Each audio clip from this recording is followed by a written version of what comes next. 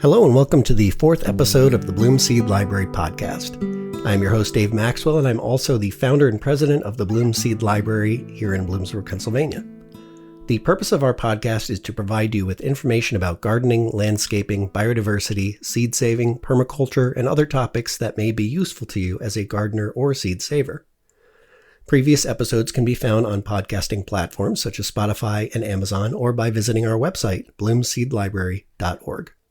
This episode is sponsored by First Order Painting, your premier residential painting company serving Bloomsburg, Lewisburg, Mountaintop, and surrounding areas in Pennsylvania. For all your interior and exterior needs and now featuring kitchen cabinet resurfacing, call 570-380-4946 to speak with Josh and Ian. Or for more information, visit firstorderpainting.com. Today we have a returning guest. Our last episode, we had this guest who provided a lot of information about seed starting. Our guest is Jahrell Marquez Harper. Jahrell owns a company, Seeds of Faith, in Bloomsburg, Pennsylvania, which provides plantscaping, raised beds, heirloom seeds, and garden-related services for those who enjoy nature.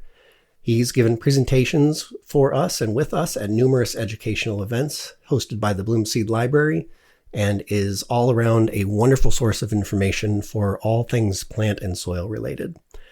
So on that topic, today we're going to be speaking about composting, soil makeup, degradation, soil amendments, and ways to improve your garden soil and more.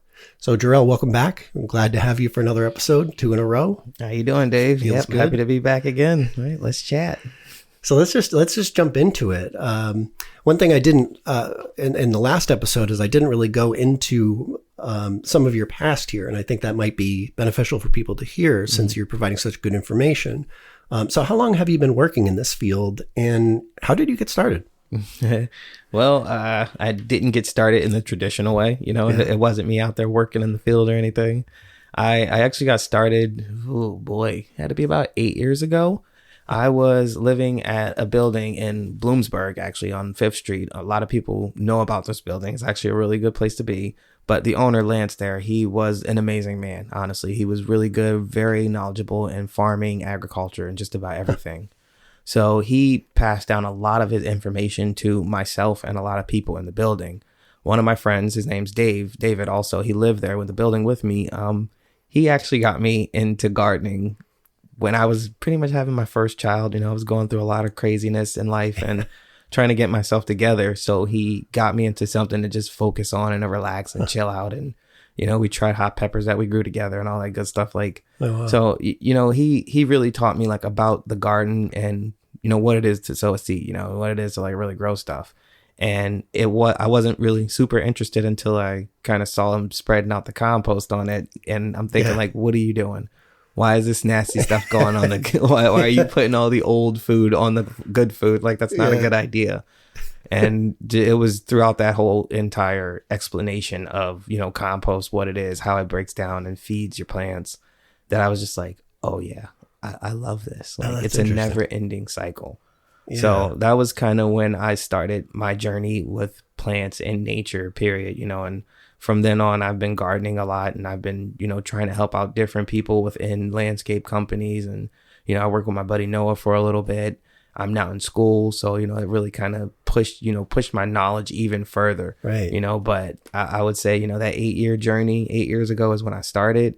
And every year since then, I've been kind of growing and pushing and, doing a little bit more. And it wasn't until 2019 was when I really kind of took it by the reins. I was always helping my buddy do his garden and everything. And It was 2019, I believe, COVID, just before COVID or during COVID. Right. Yeah. I had to quit my job and I was at home and I'm just like, you know what? I'm going to start my own garden. Yeah. And I literally, instead of helping somebody else doing their own, I built my own garden and I started my own compost bin. That was, that was fun learning it, you know, so I kind of got going that way. And I learned everything hands-on. I put my ear to the ground. I smelled everything. I tried to pay attention to as much as I possibly could, and I took it all in. So, I mean, my background, honestly, is not rooted in a whole bunch of leadership or, a whole bunch of knowledge or anything. It was really me just kind of being broken and, picking up the pieces from nature, learning how to gather things back from the broken pieces and all the waste that was around me. I felt like I wasted a lot of time. So I had to make that up in the garden. And, honestly, it kind of goes hand in hand with the topic right now. And that compost is that waste that, we take and we put back into our garden. And sometimes we flourish from it. Sometimes we work things out in that way. But it's been quite a journey. Yeah, it's kind of beautiful. That is really kind of a beautiful story, honestly. So I mean, you've sort of talked a little bit about what all of this that makes you, but what is very specific about this type of work that you love? Like, what do you love the most about this type of work, I guess is my question. About building gardens and yeah. What I love most about it is giving someone the ability to do something that they can't do. And, for a lot of people, I don't want to say for a lot of people, I'll say for myself. I'll beat myself up if I realized, I can't, make a certain meal, or if I can't do a certain task, it really kind of pulls you back a little bit. But giving someone a little bit of knowledge to be able to sow a seed and to grow something, believe it or not, that little teeny bit gives you confidence. It allows you to try something, it allows you to make a mistake. It gives you room to mess up. So what I really love about this is, giving people that little bit of knowledge to go take a chance, to get out there and to try something new and to actually get into nature. And I just, it really lightens my heart when I see kids getting into nature and really loving it. It makes me feel even better when I see the elderly getting back into nature. Yes. Because we all grow away from it at some point. So it's really my biggest thing is that I want everybody to be a little bit more focused on nature, come out of our phones, heal our bodies, be more connected and, nurture ourselves, quite frankly. So, it's hard to balance the two, the business and the passion of it all. But the truth is, I really get a lot of joy out of bringing that spark back into someone else and watching them take a chance. That's really great. That's really great. So you mentioned, compost was one of the things that sort of got you started and it's sort of an inspiration in a way. So would you be able to explain a bit about compost, how it's used, why it's important, just sort of a general overview of compost? Okay. Yeah, I mean, for a general overview of compost, it's going to be hard for me, but I'll try. Composting is, for lack of a better word, it's not necessarily a thing. We look at compost and we go, oh, this is my thing I feed my garden with. The best way to look at it is to think about it as a process. You are farming something. There's something in there that you need that is essential for your garden, but how do you get that? So we're not necessarily making compost. We're farming microorganisms. There's little teeny things inside that soil that within, and given the right situation and the right environmental circumstances, they continue to grow, they reproduce, and they help to break down that food. So the most important thing about the compost is to kind of, keep it balanced, make sure that you're keeping an eye on it and look at it as if you're trying to keep it alive. It's really hard to, a lot of people, when you start your compost, you don't want that stinky smell. It's really hard to get away from that stinky smell sometimes because that is a part of the process. You're throwing the bad stuff in there. So you have to make sure that you balance the stinky stuff with some dry stuff. So that way you can get a little bit of the moisture out. Right. That makes sense. When I first started composting, it was a tumbler compost that you would sort of spin. And I wasn't really clear on what I was doing. And what I found is I just was dumping nitrogen in there. Yep. Nitrogen based things, but no carbon things. So it really smelled very, very bad. Until I sort of learned the balance on it. Yeah. And it's fun because once you learn that balance, it really does work very well for your plants. But it's like, once you don't get that balance, sometimes you just want to stop. You just want to put a cap on the whole thing and walk away. And it just gets worse at that point. So it's like, once you start this, you kind of got to dedicate yourself to, figuring it out and going through the ups and downs and the ebbs and flows. It's going to get worse before it gets better. Right. But just know that the gold is at the end of the tunnel. That black gold is at the end of the tunnel. Yeah. So I mean, how do you use compost then? So you've done all of this work, all of this stuff is broken down into compost. How do you use compost? Okay. So that's a two-part question for me personally. The way that I use my compost is usually based off of what I'm putting in it as it's breaking down. Okay. So if I am putting a lot of leafy greens or a lot of greens into my compost, I know it's really, really high in nitrogen. So I won't necessarily use that for my regular garden, to be honest with you. A lot of times I try to balance that out with like leaves. I use different types of mulch. Pine bark mulch is actually really, really good because it breaks down, soaks up a lot of the moisture. Sometimes I even throw in some cocoa coir in there, but that also breaks out that moisture and pulls it back a little bit. But for, let's say azaleas or like your roses or blueberries or elderberries, anything like that, they like high nitrogen. They like a lot of acidic soil. So if you give them a nice strong hit of some compost, they're going to love it. But when it comes to, your vegetable plants, personally, I would like to dilute that a little bit. So I actually take my compost and I might dilute it with a little bit of topsoil. And then I spread that. So that way I'm not giving them a huge hit of fertilizer right away, even if it is, really, really strong. Even if it's even if it is, a small amount of compost in there, I still like to give it a slow feed, if that makes sense.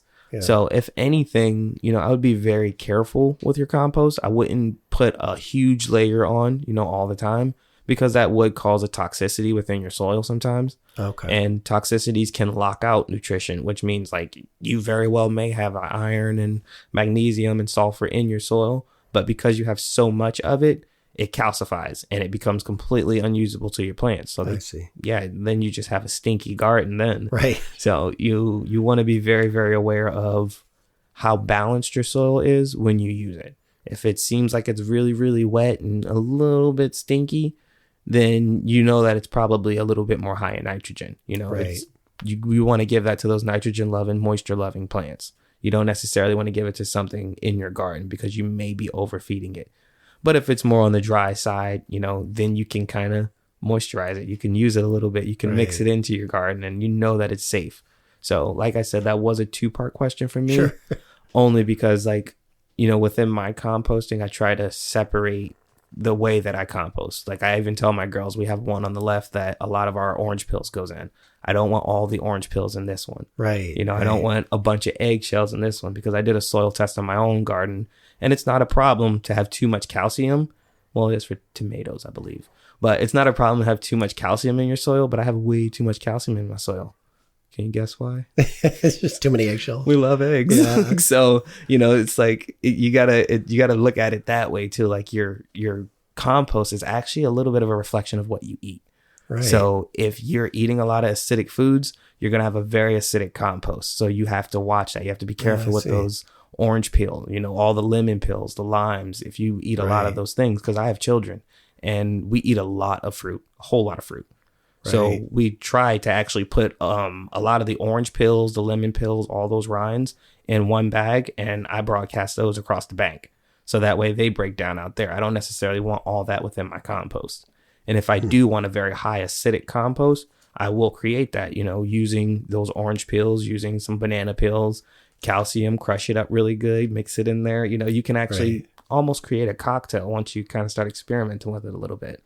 So I don't want to give everybody anxiety about the different aspects of it. But the truth is, as long as you can balance that moisture and you're a little bit aware of what's going into it, you can get a little bit of an idea of what's coming out or, what it's going to do to the plants that you put it on. Yeah, that makes sense. And it seems like it's something that you kind of experiment with too, to sort of figure out. Absolutely. I experimented to the point of like just getting down there and like watching the little bugs and all the little, it's a whole world, it's actually really cool. And when I say you're farming microorganisms, you really are, it's a whole scale of, when you first start that compost and you put the, let's say banana peels, because everybody puts banana peels in their compost. When you put them in that soil, they instantly, something starts to happen within that soil. Something starts to happen within that temperature. If it's warmer, you have organisms that come out and they start to eat on the banana peel itself. Right. And that's where deterioration starts to happen. It actually starts to break down from the inside out. Once that breaks down but so much, it raises temperature. And that brings out even more, I believe they're called thermophiles. Oh, okay. Those are the ones that come in and they literally start breaking things down a little bit faster. If you have your compost balanced enough, that's when you'll see the steam. If it's a big enough pile also, you get a steaming pile. That's how you know your compost is doing the thing. because it's heating up on the inside. Those bacteria are in there fighting it out, and only the good are going to survive, honestly. So that's actually how it works. Like those thermophiles eat off a lot of the good bacteria, but the best good ones are the ones that survive. Oh, okay. So once you turn your compost and it begins to cool down, those good ones are left. And then now they reproduce, and now they become your new soil. They become that fertilizer, for lack of a better word, because the truth is it's not completely soil. Like you actually need like minerals and, all kinds of other metals and things to make it an actual soil. So it's just a fertilizer, but you want that good balanced bacteria in there, and you have to allow it to happen. It, like I said, it's a process. So unless you go through the ebbs and flows of that process to where it heats up and cools back down, and then it gets to that curing phase, you'll see the difference. You'll see the change in the material. You'll see the little pieces of all the things you threw in there. Right. And it becomes that, quote unquote, black gold. You'll see when it gets that dark, it's burnt look, I always thought it was fascinating when I would compost on a larger scale to see the size difference over time. Oh yeah. You have a big mound, and then you come back a week later and it's a third the size. I always thought that was kind of fascinating. And I do remember the first time, again, I had that compost tumbler, just seeing the snow melting right off the top of it. Yeah. Just from that heat and opening it up and all the steam. And I thought that was a really cool experiment. It actually is really cool. I did that with my girls also. It was right after a snowfall actually, and like layered the top of it. And I went over to Aaliyah and I was like, "You want to see something cool?" And she's like, "Yeah." And we like stuck the pitchfork in it, and I just peeled back a little bit, and she just watched all the steam pour out. And she's like, "How is it doing that?" It's like, it's really warm in there. And I've told them to put their hand near it, and they could feel like the entire thing is warming up, because ours is about 5x3. Okay. Yeah, I love building things, in case you haven't noticed. I built a little 5x3 compost bin that has a little feeding hole at the bottom of it. And I graded it probably about 18 inches up. I have a grate in there. So we just constantly fill that thing, and it grates out through the bottom, and I just pull my compost out as I need it. So it's somewhat a passive composting method, but I love doing it because we go through so much compost that I need to continuously, pull that out. And if anything, store it somewhere else where I have a bigger place to put all of our, little pieces of scrap that are coming out of the house. So I just, you kind of have to use what you have to kind of make it work, Yeah. Yeah. That's interesting. So, it's interesting. You were talking about, the tumbler that I was mentioning, I believe could hold 55 gallons of material. And right now out in our garden, we have a composting area that holds about 500 gallons. Mm-hmm. Earlier you mentioned you have sort of a 3-stage composting area, but it seems like with composting that, I talked with the farm at Catawissa Creek, and they talked about turning things with their tractor because they have such huge piles of things they're composting. But it seems like the scale of composting really can vary. So are people able to, how small can you go to compost? Like, let's say you live in an apartment building and you want to sort of compost some of your materials. Are you able to do that? Okay. Yeah, I believe you are able to do that. I would say, when it comes to gardening, you can do anything that, you really put your mind to. So I believe it is possible to compost in those situations. It will be a little bit more, tedious on managing it. If you eat very healthy, you are going to accumulate a lot of compost. You're going to accumulate a lot of waste, and that is going to build up after a while. It is possible to do that within a small apartment if you have an outdoor space to take it to. Oh, right. If not, there is, your local composting area, which a lot of people do appreciate that because they do utilize that also. So if you can find a compost site somewhere near you, you can take your compost there. But as far as doing it in your own home, you can use a little container that is, very well sealed, because depending on how long you leave that on your counter, it's going to start to smell, But we try to keep a little area outside the house that you can take it and, slowly dispose of it. They have countertop composters, which actually blend up your compost, and it allows it to break down a whole lot faster. So that way you don't have to worry about that smell. You don't have to really worry about the wait period at all. But that's one way to do it if you were in a very, very small apartment. Oh, interesting. If you have outdoor space, if you have gardening space, and you don't want to compost in your house, I would suggest passive composting. It's a little composter that you can put outside near your garden somewhere. and you just throw your things in. You allow it to break down. You allow it to do its own thing. You don't have to turn it. You don't have to worry about, putting any worms or anything in it. Right. You just kind of let it do its own thing. And that's really away from your apartment, away from your safe space. Right. But for the most part, the way you're going to compost is really going to lean on how much time you have, how much space you have, and how much you plan on using. Because that's one curveball that I was thrown, was that I didn't really have enough space for all this compost that I was making. Yeah. So, here I am again. I got to build more things, So I built a big old compost bin, and I'm like, oh, wait, now where does it go? So that's one little curveball that I can, tell a lot of people to get ahead of, is just know, like, as much as you're putting in there, you're going to want to put it somewhere after a while. It's going to build up. It's going to accumulate over the years. Right. And it's not going to be usable right away. Compost usually takes probably about a year to be usable. And I would say, like, from spring until the next spring, when it starts to warm up again and things speed up. But once it gets cold, they slow down. So that's the only downside to it, as far as being in an apartment, and trying to maintain a compost bin, is once you run out of time, you kind of run out of time. So hopefully, your neighbors and everyone else is okay with you piling your scraps up there in there for the winter. Yeah, that's so, when we talked about some of those little, countertop composting things and the neighbors and these kind of aspects. And that leads me to want to ask, what are some of the things you don't want to put in your compost? Oh boy. There's a lot of things you don't want to put in your compost. Number one, I would say meat scraps. A lot of people get a little confused with this one, and especially, like, it's a fun topic within gardeners. I'll tell you this. Fish. You can actually put fish can be buried into the ground. It's actually a really good source of phosphorus for your plants. Okay. But putting it into your compost creates, a whole different environment for bacteria, simply because it's a lot more warmth. There's no real plants in there breaking it down and using that right away. That material is literally breaking down into your soil or into your fertilizer, and it just creates a whole bunch of mess and a whole bunch of issues. So for me personally, and I recommend, no fish. I don't think you should put fish in your compost. Yeah. If you look it up, it is a cool old tale that you can bury a fish underneath your garden or something, and it really works. And I believe that is something that it does make sense to me, honestly. But as far as putting in your compost, that's a no. Bones, chicken, things like that. Plastics, of course, you definitely don't want to put any plastics in there. You want to stay away from processed foods with coloring or any food. Yeah, colorings, dyes, preservatives, things like that. Like, you kind of want to stay away from them. Lunch meats, cheeses, breads. Everybody looks like bread would do it. No, bread's not a good additive, only because I can't remember how it's explained. We're gonna have to look this one up.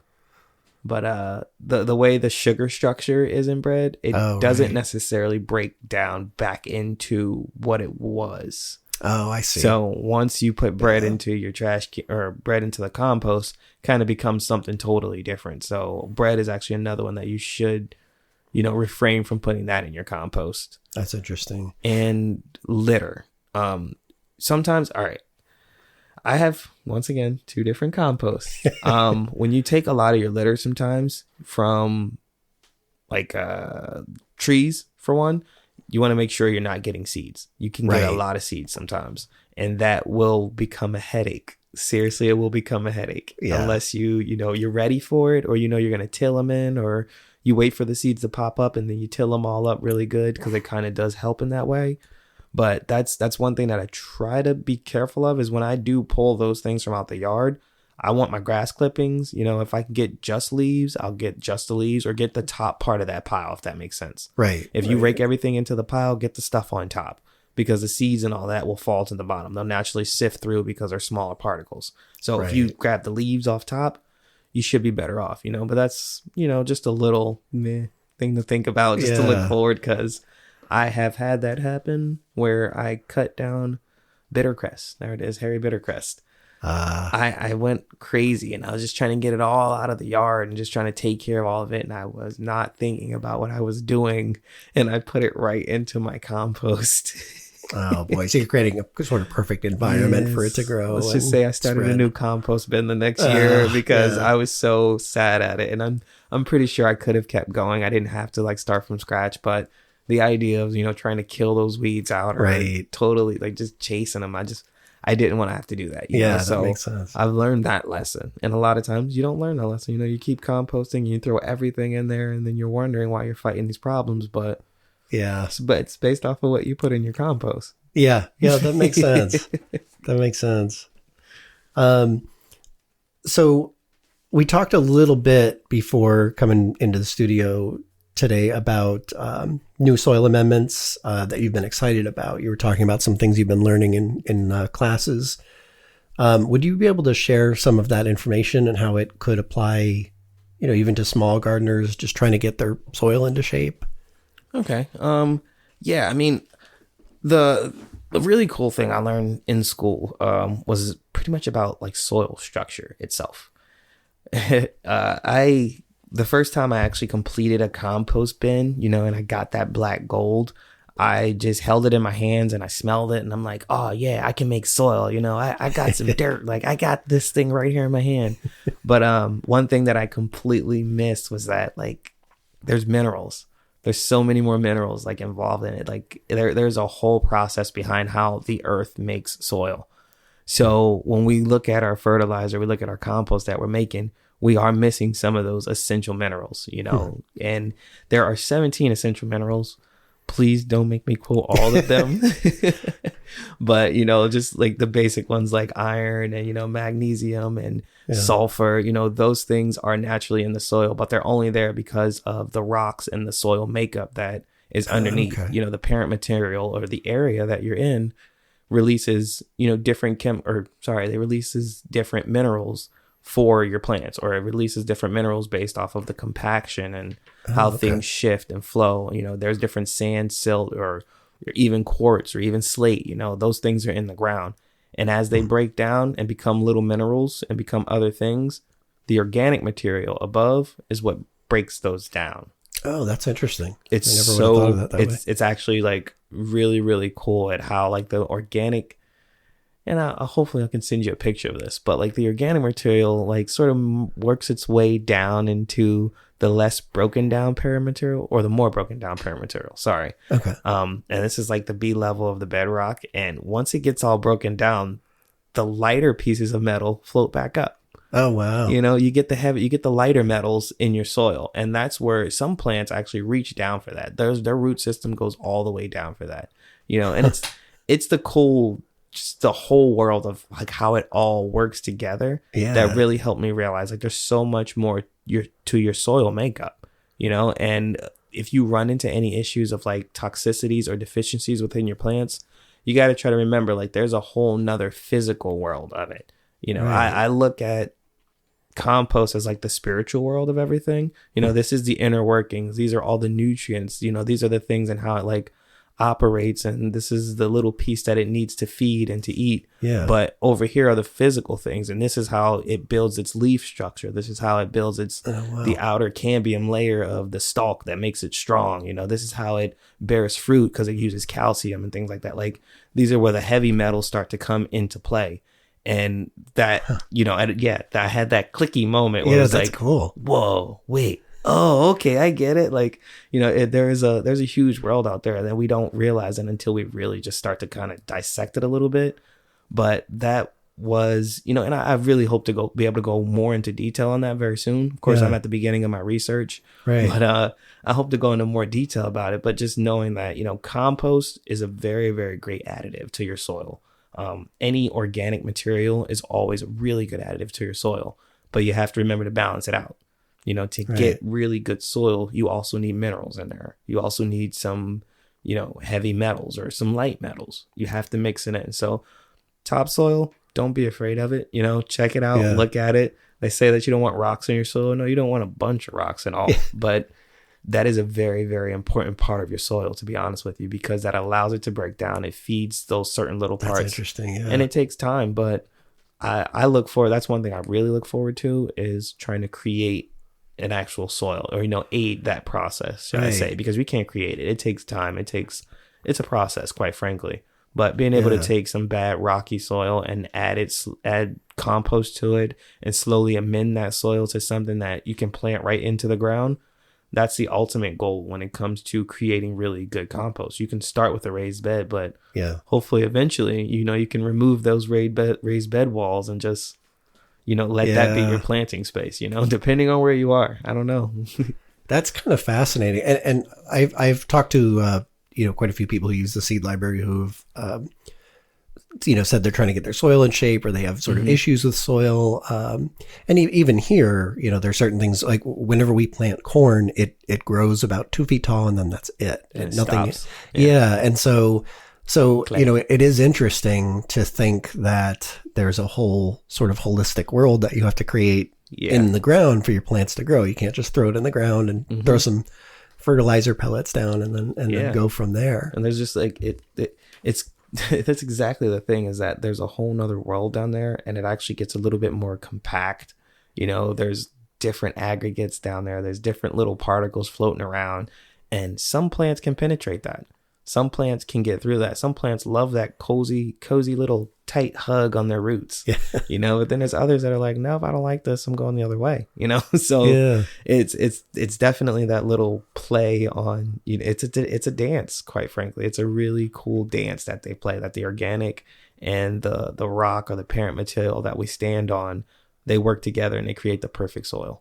That's interesting. So if you're starting out, let's say you have, just standard yard, you dig up 10 foot by 10 foot area of grass, and you're ready to start a garden. What would you recommend that somebody would do to amend that soil to get going, or would they? Do you think they'd be good to go just from that, or what would you recommend? I really wish that was a straightforward answer. Yeah, I would recommend a soil test, honestly. If you don't know what your soil is or what it's made up of, I would definitely get a soil test, find out what's underneath, check and see how far down you're going and what you're looking at.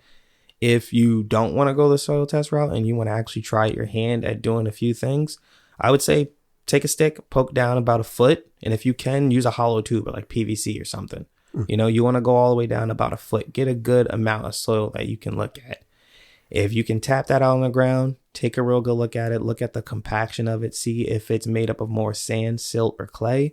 And that's like a lot. I'm sure you've heard the perspective of sand, silt, clay, but to really look at it is like in size.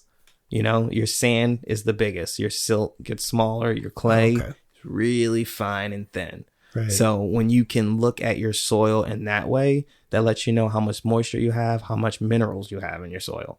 And that'll let you know ultimately what you need to add into it. If your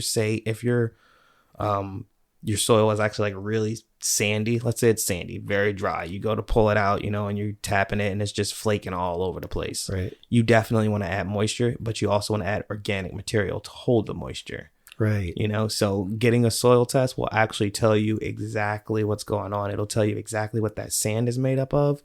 And then they will give you a perfect match on what nutrients to put in there that would match with that type of sand. So that way they get that bond and they get that, it's a cation exchange. Actually, they get that ability to connect and create what your plants need.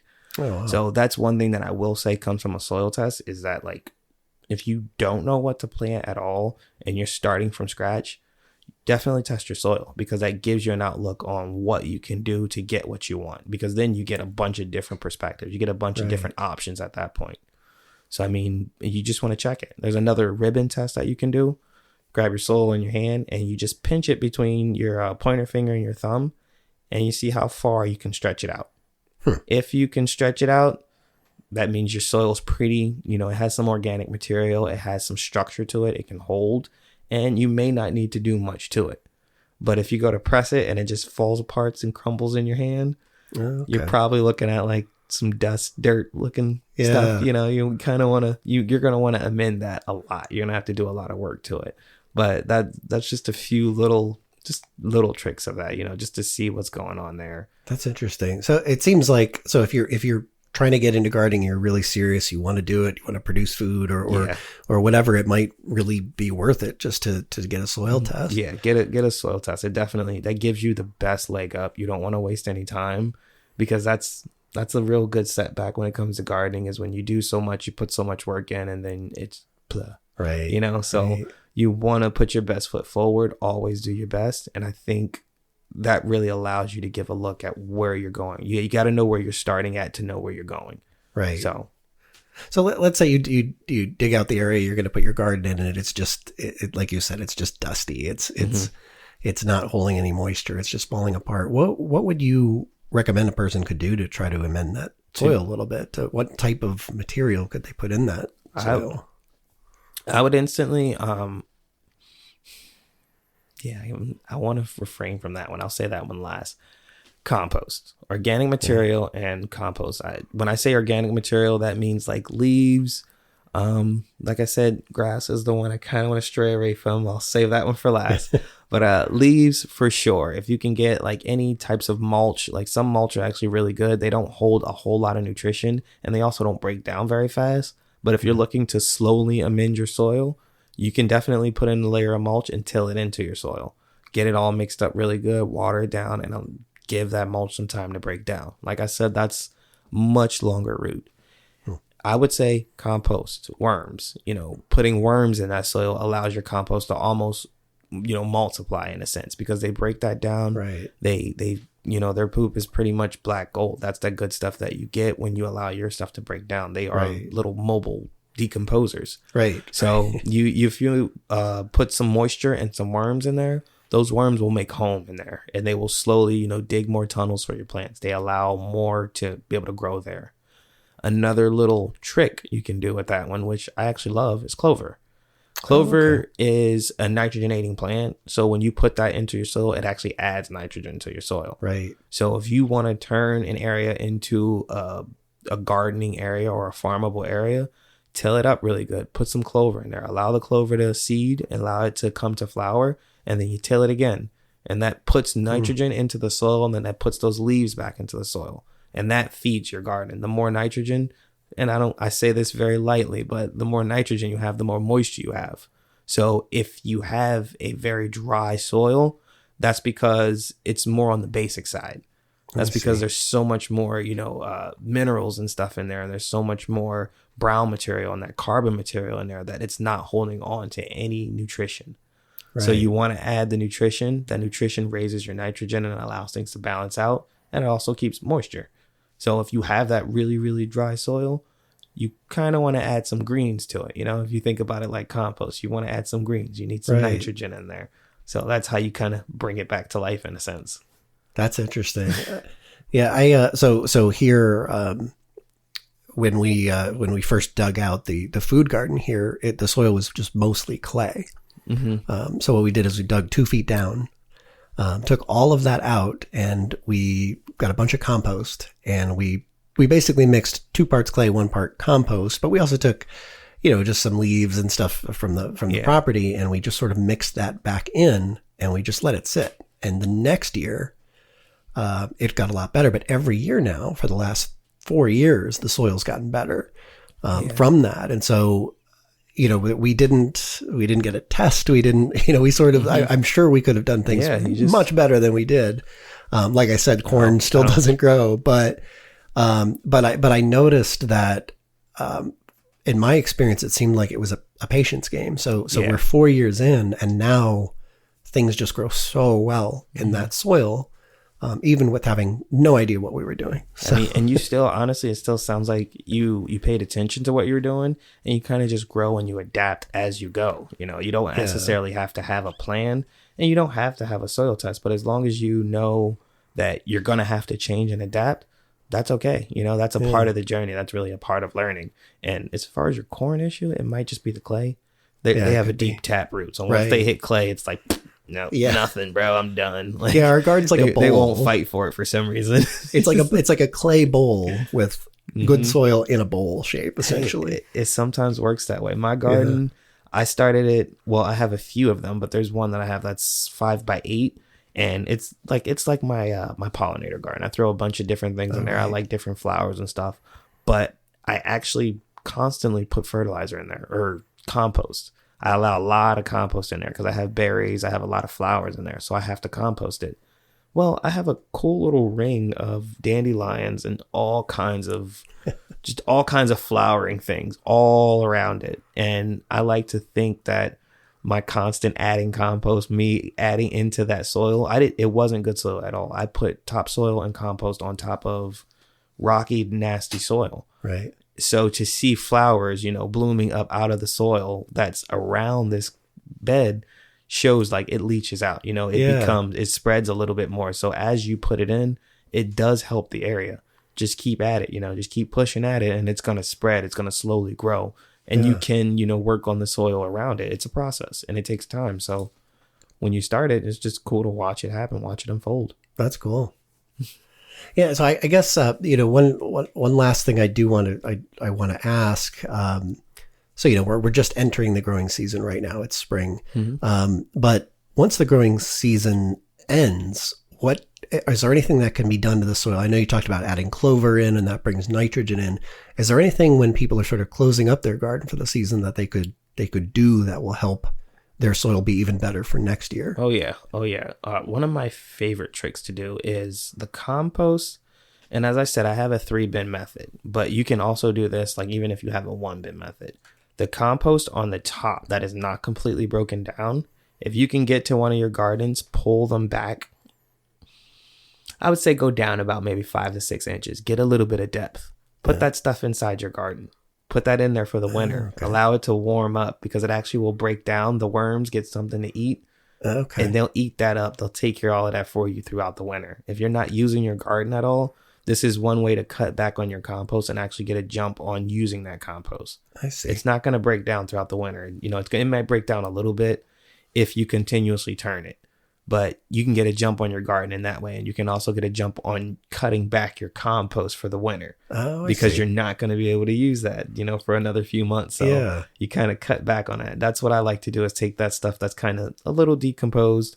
I'll plop that in one of my ends of the garden. I try not to do the same side every year, of course, because that's how you create those toxicities. Oh, right. I don't want to overload any of the gardens. So I also keep a journal too, to track what I'm fertilizing and where I'm putting my compost this year. So that way I don't overload it. Right. But if you just pick a good side or a good corner, or anywhere, honestly, if you want to start a garden somewhere for next year, there you go. There's your ideal spot. Just dig a hole, plop it in there. All right. Put some soil on top of it, and that's getting ready for you next year.